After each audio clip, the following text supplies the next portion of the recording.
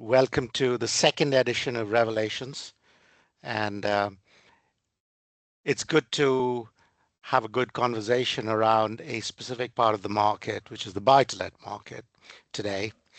Now, the buy-to-let market has been growing, and it grew almost by 18.2% by volume and 21% by value, as reported by UK Finance.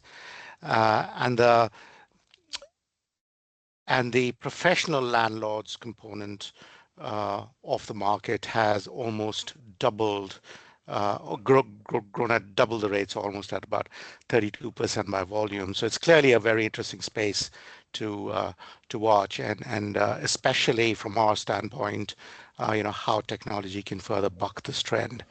I am Arindom Basu. I'm the founder and CEO of Digilytics. We deliver decision-ready data curated through technology for mortgage origination. And to discuss this topic with me today, I'm very pleased to have the company of David Hollingworth from L&C Mortgages. L&C Mortgages is the UK's leading fee-free mortgage and protection broker, offering advice to borrowers on the best deal for their circumstances across the mortgage market. David has more than 25 years of experience in the mortgage market and is regularly called upon to provide expert commentary on the national and trade press, as well as broadcast media. This can range from giving opinion on new product developments and the pros and cons for consumers, through to providing a wide perspective on topical market issues, trends, and initiatives. David, welcome to Revelations. Thanks, Arindom. Nice to be here. Wonderful. So perhaps it might be useful to just get started with, just talking about the latest interest rate hold, and how do you see this, having market implications and the impact on the professional the landlord market. So I think we've got to take the positives of another hold today. Perhaps with a peace deal, we might be looking forward to slightly softer landing than perhaps we were, although I think it's a bit early to be judging too much from that. Interest rates, of course, though, will be something that have really hit landlords just as hard as owner occupiers. I think you've seen that in some of the kind of products design that we've seen coming out of the market in recent years, where lenders have looked to depress headline rates at the expense of bigger product fees. That's a clear indicator that landlords were struggling with the kind of headline rates that are on offer, and that's a kind of signifier really of how well lenders react to different market situations, and we've seen that over number of years now. We've got a much more complex buy-to-let market building. It's much more professionalized, which of course I think has probably long been trailed, but is very much clearly evident in the kind of stats. So we will still have quite significant dealings with smaller landlords, but actually we've seen the limited company side of our business growing roughly. I would say it's doubled in the last couple of years already, and we would expect to see that continue, if not gather further pace. Other brokers will be experiencing at least that. I should expect those with more particular specialism in that side of the market are likely to have seen that accelerating year on year. So look, interest rates are really clearly crucial to professional landlords, just as they are to amateur landlords and indeed to owner occupiers. Hopefully we can look forward to a little bit more positive news coming from that, if peace deal holds, for example, but there's a lot of uncertainty. Fingers crossed on that one. And yeah, certainly I think from our standpoint, so the lenders that we work with, they are a little bit more optimistic today that the hold will then further lead to better rates in the market. One of the big trends that we observe in this rise of the professional landlord share in the buy-to-let market is the fact that professional landlords tend to hold a larger portfolio of properties, and they hold them much more professionally and manage the finances much more professionally.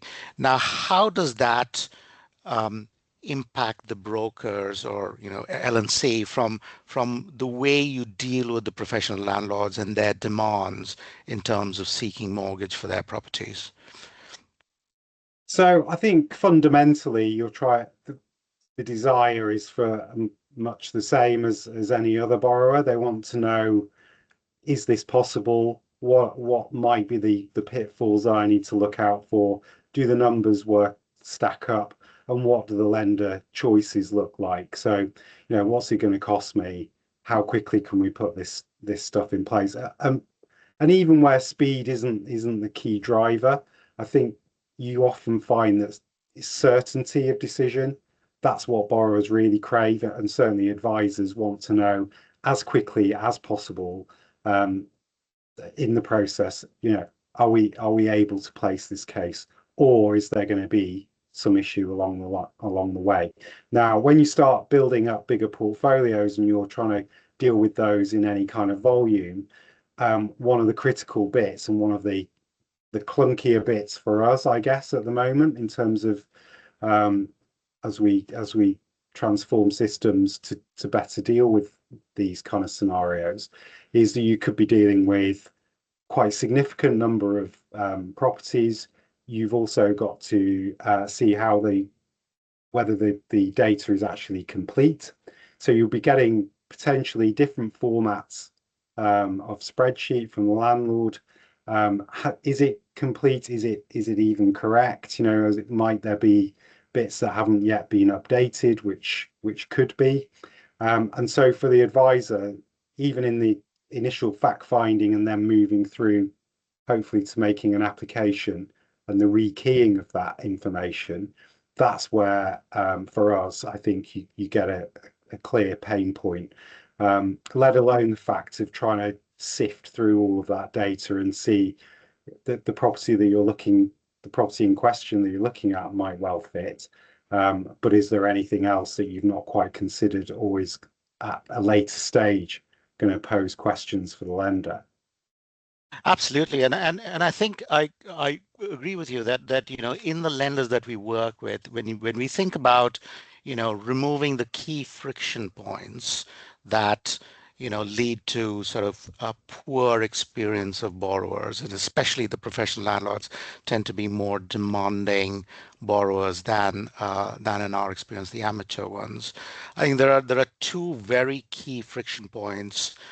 One, of course, is understanding what the portfolio looks like, and the bigger the portfolio, and the more, the larger the professional landlord, the more is the structuring and the layering of the different SPVs and the complexities around the corporate structure, and establishing the portfolio, what is the correct picture of the portfolio takes a lot of back and forth.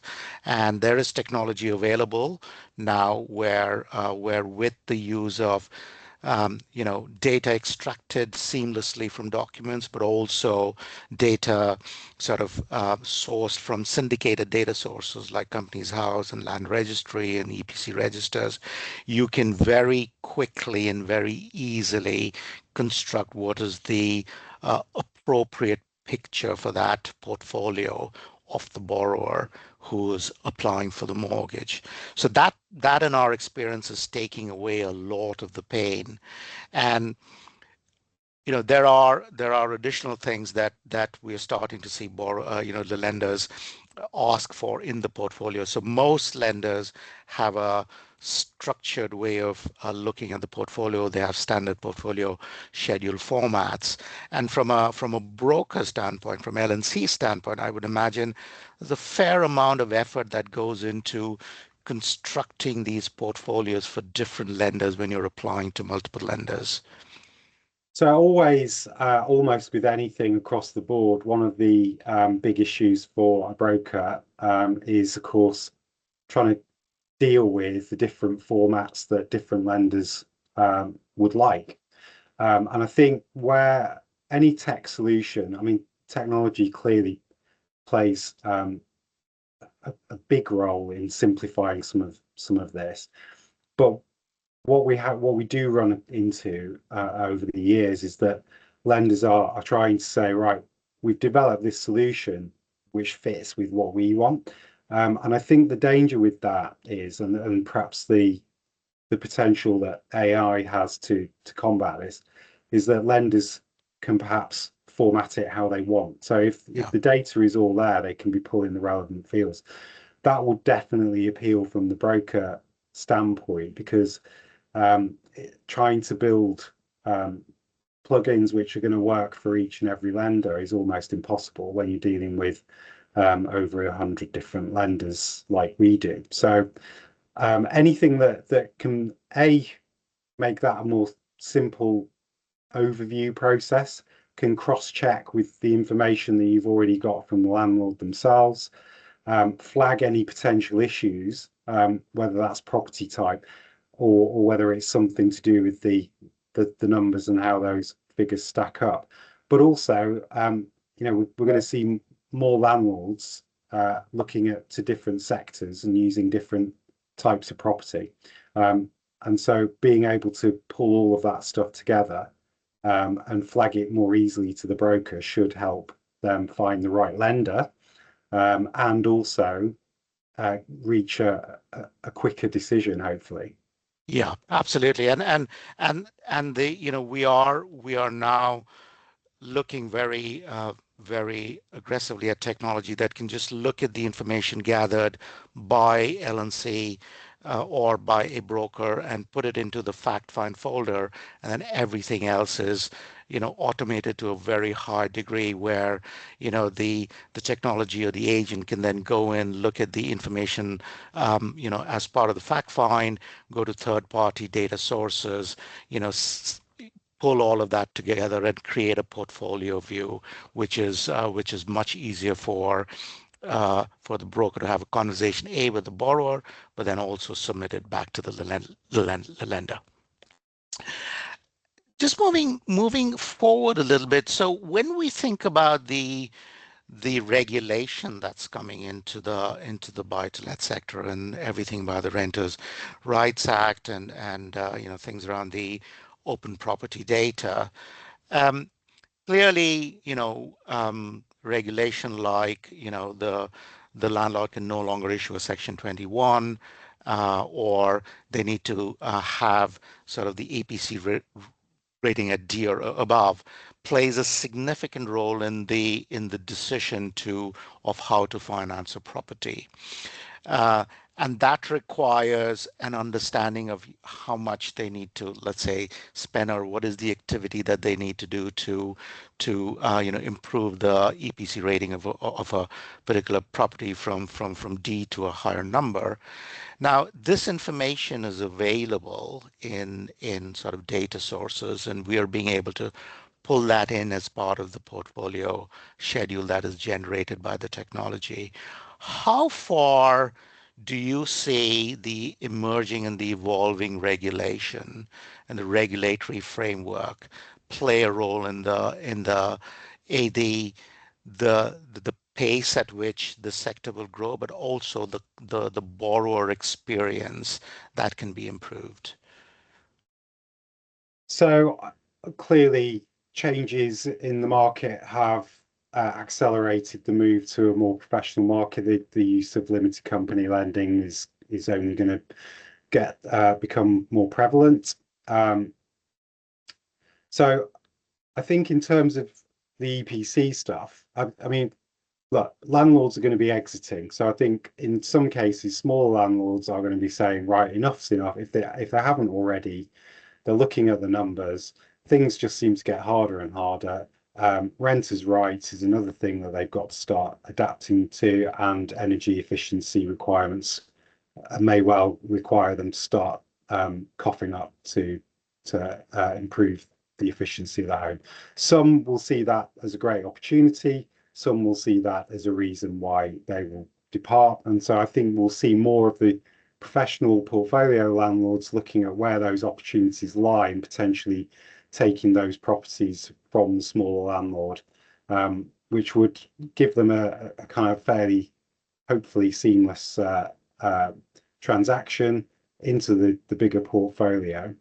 For those who are maintaining portfolio, I think actually the EPC stuff, you can already see we've had news today. The mortgage works are trying to provoke the conversation with landlords around what they may need to do and try and give them some sort of solutions as to planning towards what they've got to do, how much that might cost, and then who's going to do that improvement for them.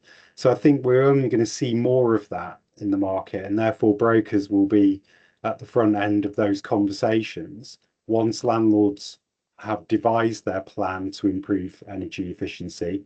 How are they going to finance that? And so I think that will become part of that conversation more frequently. So Hmm. it might not be right here, right now, but when you're looking at refinancing one property, say, it may be with half an eye on other properties that might need more improvement to come.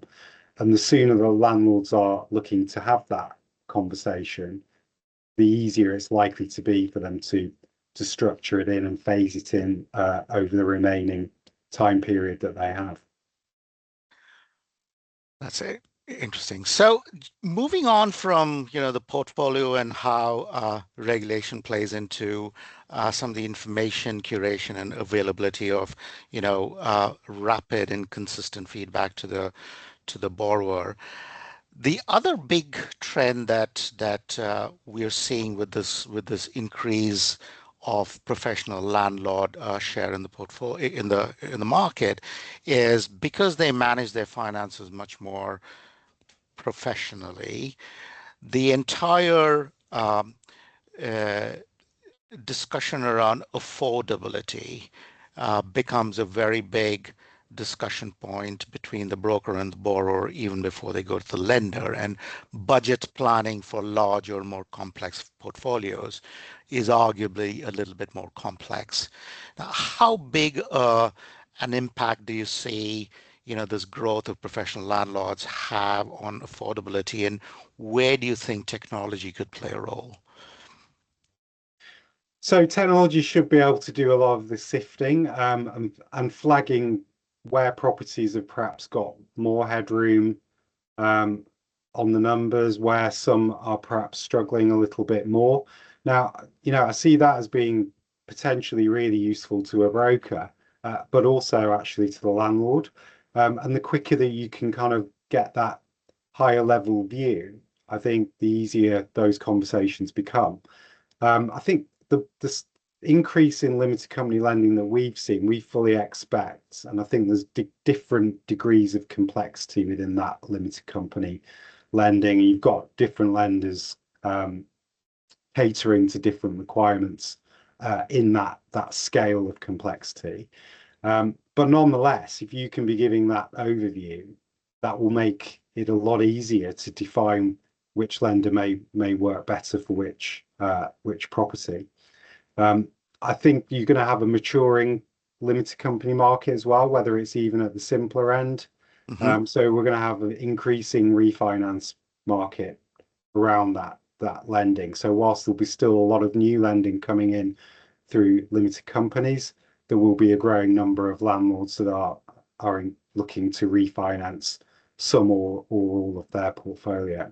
So being able to get an overview of particular property, but how it sits within the portfolio, I think really helps with that. And if you then can layer that with income requirements, and the lender can flag where they may have difficulty or where they've got a green light, then again, you're having a more useful conversation at an earlier opportunity.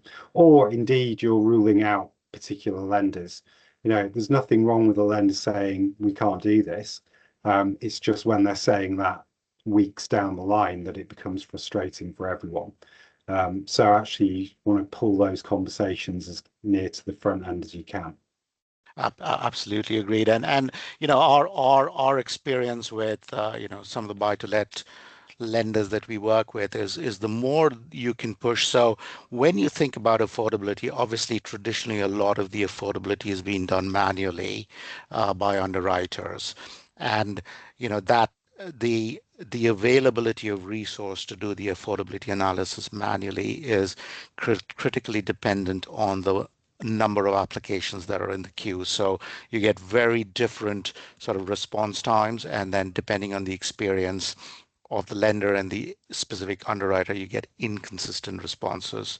So lenders have been trying to codify some of this affordability and move it further left in the chain, and offer it to brokers such as yourselves, so that you can do more effective affordability analysis for specific lenders. And in some cases, the lenders also instruct valuation at the end of a DIP, which is expensive for the borrower. So codifying affordability checks with the use of technology, and putting it in the hands of the broker seems to be logically a very interesting step. Would you agree that that's going to benefit you, or is it going to complicate things a lot more? I think it would be a benefit. I think this is one of those areas where you can see that really what helps a lender is also helping the broker, and vice versa. I think lenders don't want to be having back and forth with brokers if they can help it. They certainly don't really want to be getting what could be weeks into the process before turning around saying, actually, it's not for us. And that will go double for Yeah. a mortgage broker. Um, so I think moving, giving brokers the ability to see that, but in similar formats that's going to be useful and helpful to the lender. That just feels like you're much more quickly into the nuts and bolts of whether this is the right lender for you or whether actually you should be looking elsewhere. It's wonderful. So let me ask you this, and going towards what can lenders do in addition to some of this technology to really assist brokers like yourselves in improving the conversion ratio, as we call it, but also being much more responsive and supportive to you. What, in your experience, would be the top two sort of areas where you could benefit from lenders' help, specifically around lenders' technology supporting you? So I might, at the risk of sounding like a broken record, I think the quicker the decisioning, the better. So the more certainty that a broker has, as early in the process as they can. Whether that comes down to, the broker needed to have delved a little bit deeper, but if you can flag that more quickly, and if so, for example, if there are linked properties that perhaps haven't come up in the conversation as clearly as they should have done, which might actually ultimately cause an issue for the lender. Those are the kind of things that some of our guys will be saying will be massively helpful if that's coming earlier in the process. And actually, a lot of we talk about AI and how does that interact with uh, the human side of our business, and I think we're very much part of the camp that sees AI as empowering the people rather than replacing. And I think if there's something there that can much more quickly give a much fuller picture, fill any gaps that there might be, um, and then with some sense checking with the broker, lead to a quicker but more valuable conversation, that can only feed through to the lender. It will also help to remove the bugbears that we have around not only trying to collate this information, which can be lengthy, but also then translating that into an application. So rekeying is not only cumbersome, time consuming, but also risks further error being introduced into the application. So, well, I think all of those things ultimately feed through to that point I made originally around getting that quicker decision from the lender and making sure that you are approaching the right lender with the right type of case. One of the interesting areas that's sort of emerging, and it's coming out of the broader SME market into the buy-to-let market, is this concept of continuous credit monitoring, or as it's called in the US, CCM, which is if you allowed the broker, or to get a continuous view of how the borrower or the landlord's portfolio is performing from a credit, from a overall property standpoint, the ability for the broker to come back to you for more and more sort of remortgages or refinances is increasing. Now, it's a concept that today sits within retention teams and lenders, and in a few lenders, and they really haven't passed that capability on to brokers. But some of the lenders are starting to think about it.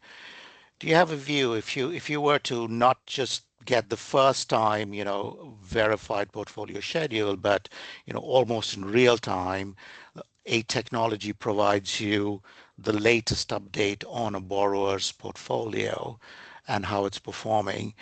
Do you see that drive up the engagement between yourselves and the lender who's providing you that?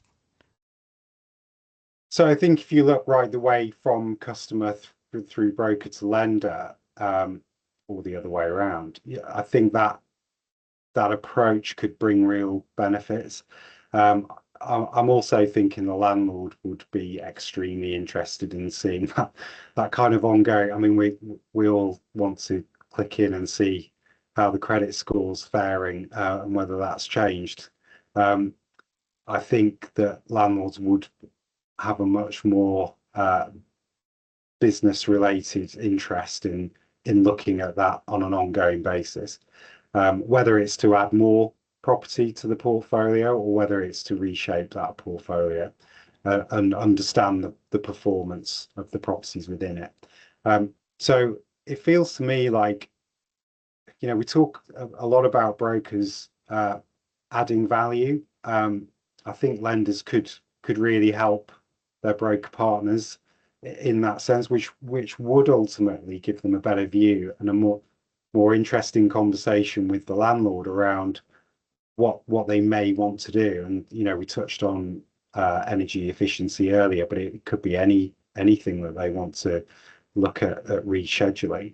That will give a more informed position to the landlord. It would help the broker add value to that relationship. So rather than just every time a mortgage comes up, getting in touch, and having that very transactional conversation that brokers often do, and then not seeing them until the next time, actually you've got something there which will potentially act as a way of nurturing that customer, and actually showing how you are giving some additional value to the landlord. And then from the lender's point of view, of course, they can be flagging, um, almost in terms of, look, not necessarily pre-approved, but we're thinking there is ability here to refinance, um, whether that's to raise additional funds for a new purchase, or whether it's for improvements, as we say. That's interesting. That's interesting. I think the questions from the audience are starting to trickle in, so I'm going to go over the first one. So, with the rise with the regulation which is preventing landlords from issuing Section 221 notices, there may be an increase in landlords trying to sort of trade portfolios or sell portfolios at an accelerated pace to another landlord. Do you start to see some of that have an impact? And do you see technology being able to support brokers to be able to enable that trading? So I think that the more complex the scenario becomes, the more you'd be looking to lean on technology to help simplify things. Um, because you could very quickly get into very significant transactions. And like I say, for a broker like us who would be dealing with, from the smallest landlord through to larger landlords, and looking to to manage those inquiries more effectively. I think if you can be taking some of that information on board earlier in the process, that would not only help simplify the conversation full stop, it would also help us from our side to direct those inquiries more appropriately. That's really interesting. I think there's another one that's come in. So AI technology is traditionally, or there's a growing realization that, AI technology will increase the concentration of business towards the larger and the more sort of technology-enabled players. So, it's becoming more of a winner takes it all game. Now, LNC being one of the largest in the market, do you see the advantage of, deploying AI technology give you more than your fair share of market share growth? Or do you see the concentration movement, which we've seen in other parts of the market, not really impacted because relationships with clients are so key in this market? Yeah, great point. I think that's the balance that you've got to try and get right. What we're trying to do is not rush headlong into Hmm. every AI tool that comes knocking, of which there's many. But I think our overarching, principle, I suppose, is that when we're looking at AI, we're looking at how that can improve productivity. So, can we get more growth without necessarily being on that kind of pathway where we just have to get more and more people, Hmm. more and more, how do we get our people better and able to be spending time with the customer rather than fumbling with administrative tasks that they're doing day after day after day? And that's where AI has clear, we think, will have clear benefits for us. And dealing with inquiries on, we're doing thousands of applications every month cross residential and buy to let. How can we deploy the right tools to make life easier for our people rather than perhaps the kind of rekeying, transferring info from one thing to another.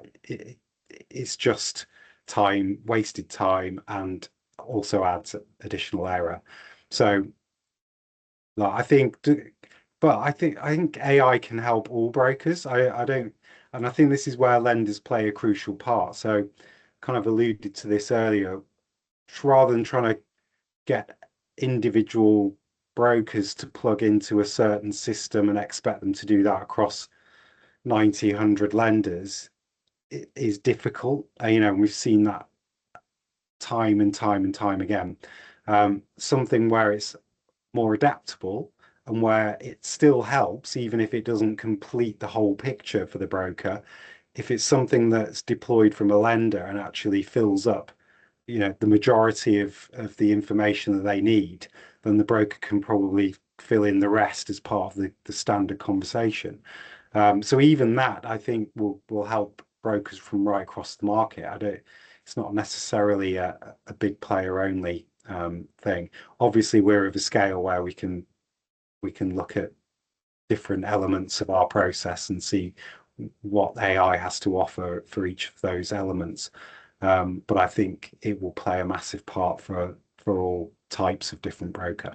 Absolutely. And I think the one thing to point out is, there's so much hype and talk about AI. I think there's a new word that's being coined, which is tokenomics, which is really the underlying cost performance equation of these AI tools. And it's not always straightforward that, if you automate a certain task or a certain role with an AI agent or an AI tool, it will be commercially viable. So, the decision as to where to introduce automation needs to be very carefully thought through, and we've seen a number of places where it just doesn't make sense to automate, even though AI can do a good job or as good a job as the person performing the role, the cost is so prohibitive, it ends up becoming higher than the cost of the human performing the role. And so you have to be very sort of deliberate about deciding where it will actually add value and where it won't. Yeah.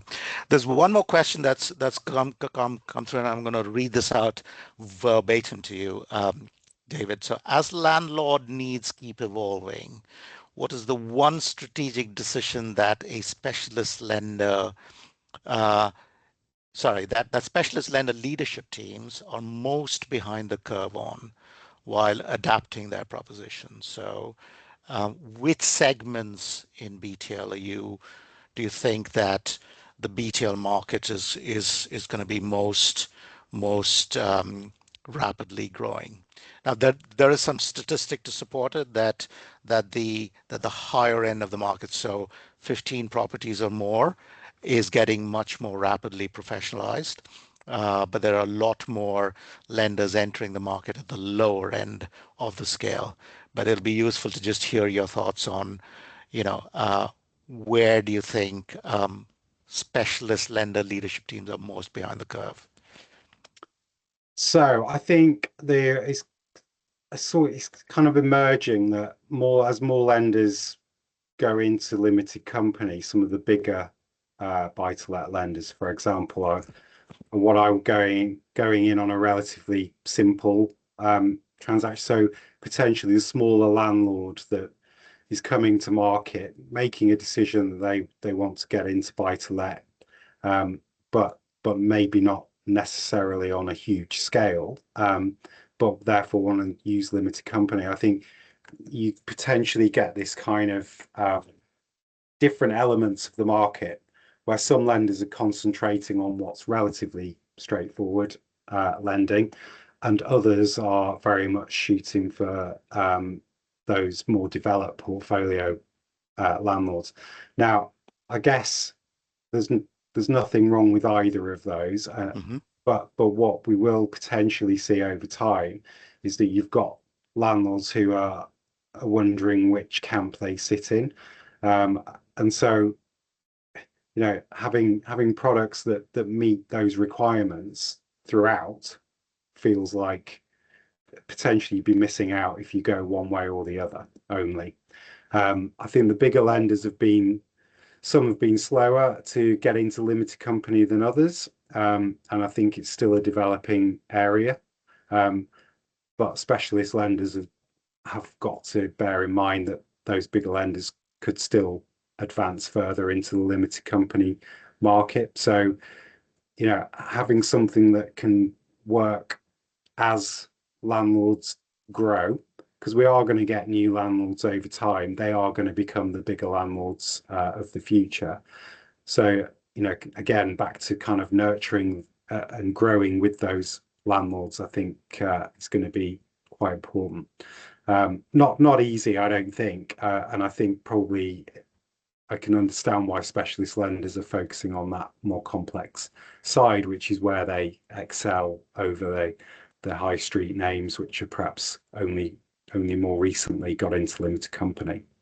Yeah, yeah. I mean, I was just speaking to a lender the other day, and they've launched what they call flow products, which is the simpler end versus structured, which is the more complex end, and the view that flow product volume will grow is something that the mainstream, the high street lenders are starting to think about, and be more aggressive in the way that they enter the market. So the specialist lenders' ability to really stay on top of the more complex uh, lending will probably be very, very critical. Yeah, and it's not easy to get that message across easily to brokers. If you there is a danger that when you're trying to be all things to all men, you kind of lose your niche area, and the specialist lenders have been very good at getting over that message that if you've got something that's a bit harder to place, then brokers should be going to them, and that builds that familiarity.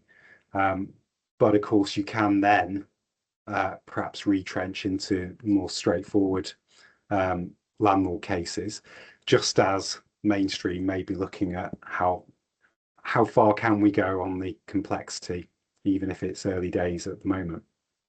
Wonderful. We're in the last few minutes of the session, David. This has been really, really valuable.